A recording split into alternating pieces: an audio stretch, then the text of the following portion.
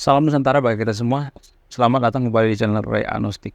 Tanpa kita sadari, kapitalis itu sangat nikmat jika kita berada di atas, jika kita punya saham di perusahaan gede gitu. Jika kita pengusaha yang sangat sukses, kapitalis itu sangat nikmat. Tapi kapitalis itu atau sistem ekonomi kapitalis itu sangat pahit jika kita berada di bawah, jika kita kismin. Jadi kapitalis ini semacam paradoks ya. Di satu sisi ada yang mengatakan bahwa kapitalis ini sangat baik. Di sisi lain ada yang mengatakan bahwa sistem kapitalis, ekonomi kapitalis ini sangat buruk antara si kaya dan si miskin. Jadi kapitalis ini sebenarnya sistemnya itu bikin orang yang kaya semakin kaya dan miskin semakin miskin. Jadi tergantung dari mana kita melihatnya. Sama seperti angka 6 terbalik. Kalau kita melihat dari depan bisa aja jadi angka 6. Kalau kita lihat dari belakang bisa aja jadi angka 9. Jadi tergantung dari mana kita melihatnya. Ini semacam paradoks. Nah, yang jadi pertanyaan adalah siapa yang merasa sistem ekonomi kapitalis itu tidak adil? Kenapa banyak orang yang tidak suka dengan sistem kapitalis ini? Apakah Konoha menggunakan sistem ekonomi kapitalis atau tidak? Apakah Konoha menggunakan sistem ekonomi Pancasila atau tidak? Apa sistem ekonomi daripada negara Konoha? Dan apakah agama mempengaruhi ekonomi seseorang? Apakah agama mempengaruhi ekonomi suatu negara? Apakah agama mempengaruhi keputusan-keputusan dalam pengambilan tindakan dalam masalah dana di suatu negara? Apakah agama ini mempengaruhi? Jadi pengaruh daripada agama terhadap ekonomi suatu negara itu adalah agama bisa mengontrol suatu negara melalui kebijakan-kebijakan daripada agama itu sendiri. Contoh misalnya, ada sekitar 139 triliun per tahun dana abadi pesantren atau DAP. Pemerintah menargetkan dana abadi pesantren itu mencapai 139 triliun atau 139 triliun lebih. Bayangkan, satu tahun itu ditargetkan 139 triliun per tahun DAP, dana abadi pesantren. Saya akan mengkritik pesantren. Kenapa? Di video ini saya akan mengkritik pesantren karena pesantren itu adalah produk budaya berdasarkan data ya. Saya akan tampilkan datanya di sini. Jadi nggak apa-apa ya kalau pesantren itu dikritik ya. Karena pesantren itu bukan produk daripada Tuhan ya, tapi produk daripada budaya. Jadi nggak apa-apa saya kritik. Dana DAP ini dikelola oleh Lembaga Pengelola Dana Pendidikan atau LPDP. Jadi gini ya guys. Kalau saya mengkritik pesantren itu bukan berarti saya mengkritik agama ya, bukan ya. Saya mengkritik pesantren itu karena pesantren itu adalah produk budaya. Jadi gini, saya melihat ya, pendidikan Indonesia itu semakin terpuruk karena dipengaruhi oleh sekolah pesantren. Apa pengaruhnya? Karena pendidikan Indonesia itu tertinggal menurut data ya, menurut dari PISA. Peringkat kita itu sangat rendah sekali. Pendidikan itu sangat terpuruk. Dan yang paling berpengaruh kenapa pendidikan kita itu terpuruk itu pesantren.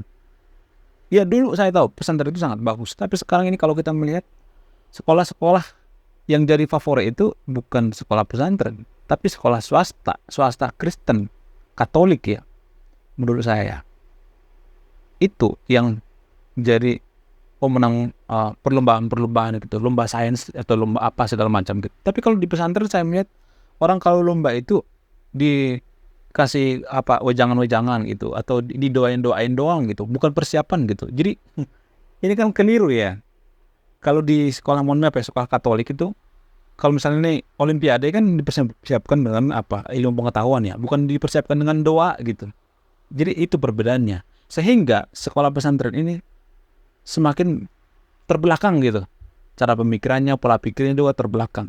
Jadi bagaimana mungkin kita mensupport dana ratusan triliun per tahun kalau pesantren ini tidak membawa kemajuan pendidikan Indonesia? Coba yang nonton video ini, saya mau tahu jawabannya. Bagaimana mungkin kita mensupport DAP ke pesantren ini kalau pesantren ini tidak bikin pendidikan Indonesia maju? Bagaimana mungkin coba?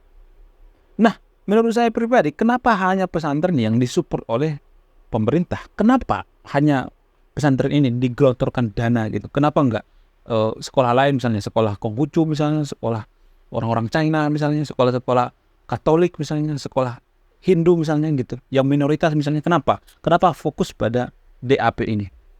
Kenapa fokus pada pesantren ini? Dugaan saya, ini masih dugaan saya, ini erat kaitannya dengan politik. Jadi kalau pemuka agama bicara dengan politisi itu, mereka kan bikin deal-dealan ya, perjanjian ya di bawah meja ya. Makanya politik kita itu nggak semulus yang kita bayangkan. Bahkan Fufu Fafa juga waktu kampanye kemarin mengatakan seperti ini. DAP, dana abadi pesantren, dinaikkan katanya. Ini kan semacam transaksi politik ya. Transaksi politik yang gak ada gunanya gitu, unfaedah. Kalau ini dinaikkan dana ini, apakah pesantren itu lebih baik? Enggak. Mohon maaf ya, enggak ada perubahan kok. Justru makin terpuruk gitu. Pendidikan pesantren kan ada banyak kan di Indonesia. Jadi ini mempengaruhi loh. Pendidikan di Indonesia itu mempengaruhi.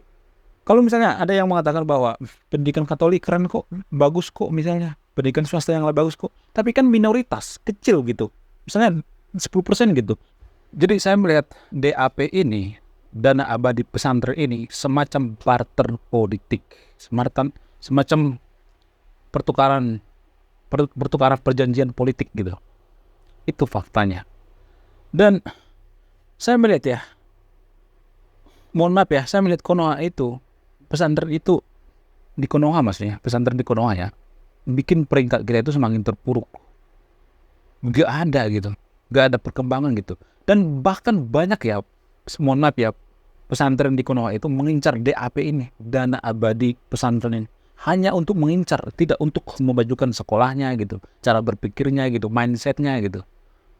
Jadi hanya mengincar gitu. Bahkan yang lebih menyedihkan ya, mohon maaf ya, ini hanya di Konoha ya, pesantren di Konoha, banyak lulusan pesantren itu yang menjadi teroris. Banyak. Cek data. Orang-orang yang alumni dari teroris ini, mereka banyak kok yang lulusan pesantren, banyak banget gitu. Jujur aja deh, jangan ditutupin deh. Saya nggak suka yang namanya menutupin. Saya suka hal-hal yang berbau kejujuran. Jangan ditutupin. Kalau kita tutupin ini, maka tidak akan ada kemajuan. Itu poinnya. Jadi seorang akademisi itu, kalau dia cerdas tapi tidak jujur, itu sangat berbahaya sekali. Harus jujur gitu, mengungkapkan apa adanya. Jadi bicara seputar pesantren ya. Jadi aku ada semacam dagelan ya. Jadi dulu saya pernah ngelamar ke sebuah pesantren ya. 3 tahun yang lalu. Saya udah lengkap nih, pakai peci gitu, terus pakai baju seperti baju koko gitu. Ngelamar kerja, bukan ngelamar kerja ya. Saya tuh punya waktu luang ya dari pagi gitu, antara jam 7 sampai jam 1 gitu. Saya tuh pengen memanfaatkan waktu luang saya ini. Saya melamar ke pesantren ya. Dan saya pengen ngajar di sana. Ngajar apa aja deh gitu. Tapi saya nggak diterima gitu. Bahkan saya pernah mengatakan nggak digaji sekalipun saya mau ngajar di pesantren ini. Tapi pemilik pesantren itu nggak mau saya ngajar di sana. Coba bayangkan seorang agnostik melamar guru jadi pesantren tuh. Gokil nggak? Gokil nggak? Bayangkan coba seorang agnostik yang tidak percaya agama melamar di sekolah pesantren, coba bayang. Gokil nggak? Gokil banget kan? Dan ya alhamdulillah saya nggak keterima gitu. Padahal saya udah effortnya luar biasa loh, pakai peci gitu, bawa ijazah S1 saya gitu. Saya disuruh ngajar apa aja bisa gitu. Kecuali ngajar matematika ya. Saya nggak ngerti matematika. Kelemahan saya itu di matematika. Ya, bicara seputar pesantren seperti itu. Jadi saya juga bingung ya, kenapa di sekolah pesantren itu tidak menerima agnostik ya jadi guru ya. Guru di pesantren. Apa karena mereka takut gitu. Yang sekolah di pesantren ini berpikir beda gitu. Berpikir out of the box gitu. Di luar daripada agama itu sendiri. Lalu bagaimana sistem ekonomi di Konoha? Apakah Konoha itu menggunakan sistem ekonomi Pancasila atau kapitalis dan sebagainya? Saya melihat ya, sistem ekonomi di Konoha itu bukan lebih ke Pancasila ya. Tapi kalau di atas kertas kita mengatakan bahwa ekonomi kita itu ekonomi Pancasila. Tapi ekonomi kita itu lebih ke ekonomi komunis. Kenapa saya mengatakan bahwa ekonomi kita itu lebih ke komunis ya? Gini, ekonomi kita itu kan banyak kebijakan-kebijakan seperti misalnya kebijakan-kebijakan yang harus serba subsidi lah gitu. Dana haji juga disubsidi gitu, bensin disubsidi, gas disubsidi, rumah disubsidi, bansos, dana desa, DAP, dana abadi pesantren ini subsidi gitu. Jadi ini kan subsidi ini ide daripada komunis ya. Subsidi itu ide daripada komunis sebenarnya. Sama rata. Itu kan simbol daripada komunis itu. Palu arit kan sama rata. Biar kita rata semuanya gitu. Jadi subsidi ini juga kan meratakan sebenarnya, meratakan perekonomian. Jadi kadang ya orang Konoha itu saya bingung ya melihatnya. Teriak-teriak komunis, beratas komunis, padahal ide komunis dinikmati. DAP itu adalah ide daripada komunis. Kalau boleh jujur ya. Itu adalah ide daripada komunis. Padahal orang-orang santri itu membenci yang namanya komunis, tapi mereka menikmati ide daripada komunis. Kan ini semacam anomali ya, paradoks gitu. Jadi saya melihat sistem ekonomi kita itu lebih ke cenderung ke komunis gitu. Sistem ekonomi kita bukan ke kapitalis ya. Ada kapitalis tapi yang lebih mendominasi itu komunis ya. Yang swasta mungkin ya lebih ke kapitalis ya. Tapi kalau yang negara ya, kebijakan negara itu banyak yang bansos ya, bansos listrik lah dan sebagainya. Listrik juga kan disubsidi ya. Makanya banyak orang komplain di Konoha. Saya kadang ketawa ya kalau ada yang mengatakan kita bayar listrik tepat waktu, tapi kenapa utang PLN banyak banget gitu? Ya karena subsidi dong.